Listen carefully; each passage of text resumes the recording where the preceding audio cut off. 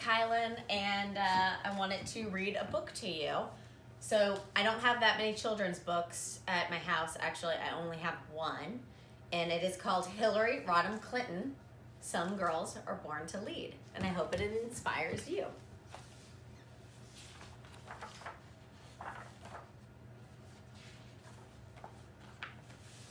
All right, here we go. In the 1950s, it was a man's world. Only boys could grow up to have powerful jobs. Only boys had no ceilings on their dreams.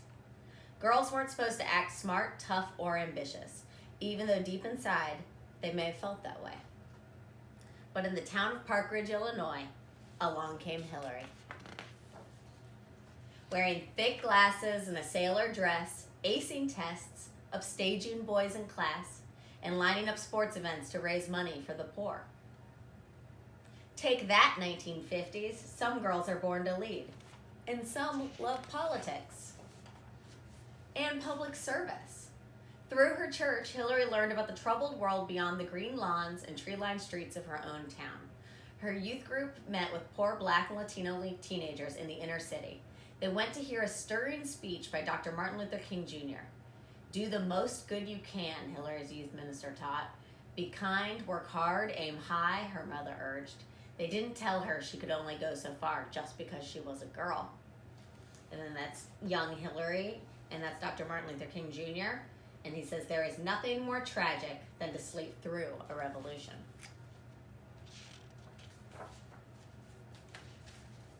Hillary's hard work got her into a prestigious East Coast women's college. Many of her classmates were brilliant prep school girls. But it was Hillary who got elected student body president and was chosen to give the first senior graduation speech the school ever had. At the ceremony, a senator discouraged students from protesting about America's problems. Hillary was outraged. When it was her turn, she approached the microphone and did a startling thing. She criticized him. Her classmates applauded for 7 thunderous minutes. This is her up at the podium. She says, "Fear is always with us, but we just don't have time for it. Not now."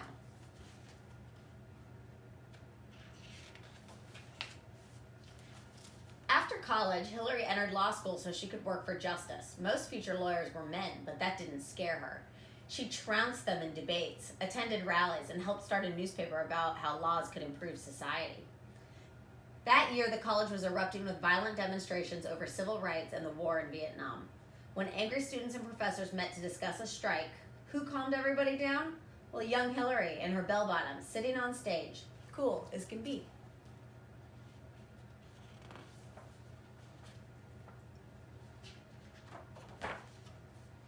On summer breaks, Hillary plunged into action. She investigated the filthy camps of migrant farm workers in Florida where kids couldn't go to school or get medical care. She walked up and down dangerous blocks in Texas, registering voters for the presidential election. One colleague called her fearless, and many friends thought so too. They thought Hillary would land a high-ranking job in Washington, D.C., but she didn't. Well, not yet.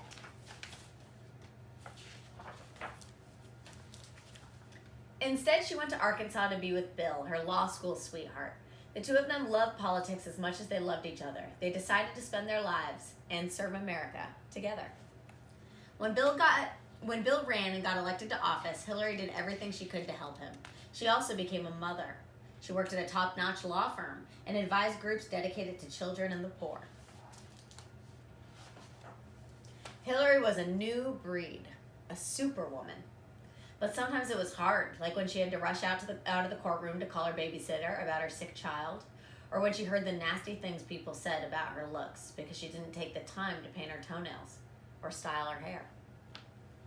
And it was hard for Hillary a few years later when she helped Bill campaign to become president of the United States. She wasn't frightened of the crowds and cameras and reporters, but she couldn't believe how people criticized her in ways they'd never criticize a man.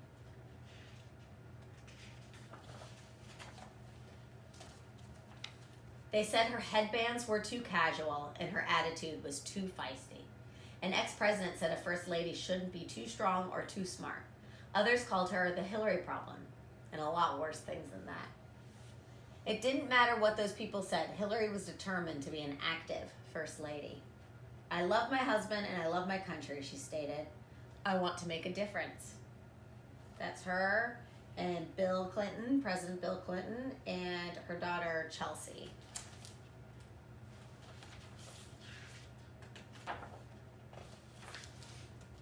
After Bill became president, Hillary led a task force on healthcare so all Americans could afford to see a doctor. Some people hated Hillary and her new ideas. When she went on tour to talk about her plan, she was met with mobs so threatening that she had to wear a bulletproof vest. Hillary is tough as nails, news stories said, but after Congress turned down her health plan, she was crushed. She thought about Eleanor Roosevelt, another president's wife who tried to help the needy. Go back to your knitting, I was told. Instead, I went back to work.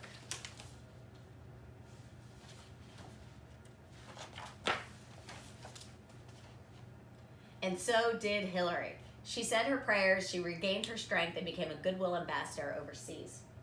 In villages with dirt roads, she heard heartbreaking stories of how baby girls were abandoned and young women were abused. She couldn't bear to be silent about such suffering. At a United Nations conference in China, Hillary dared to say what no world leader was saying. Women's rights are human rights, once and for all. Her speech was blacked out by the Chinese government to try to stop her message from spreading, but the next day it made international front page news. At the end of Bill's term, Hillary finally got the chance to run for office herself, to become a U.S. Senator from New York. She loved campaigning across the state, getting to know the people in its cities and small towns and farms. Though the odds were against her, she won the race. No first lady had ever done such a thing. After taking office, Hillary worked long, tiring days for all New Yorkers. She fought hard for funding to help the firefighters and first responders who got sick after the attack on September 11th.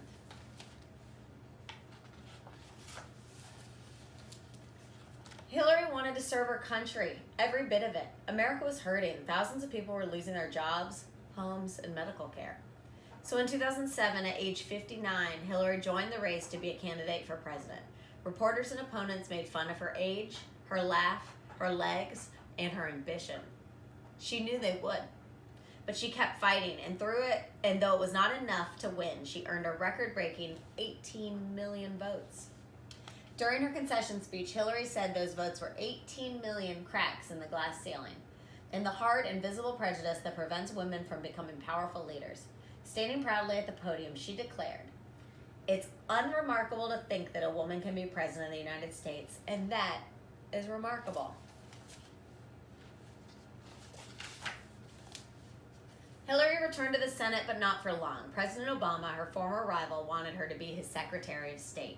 The woman who was called too ambitious now met with kings, sultans, and prime ministers in a total of 112 countries. She visited activists to draw attention to their causes. Wherever she went, her message was the same. The role and rights of women, their freedom and equality and dignity, is the unfinished business of the 21st century.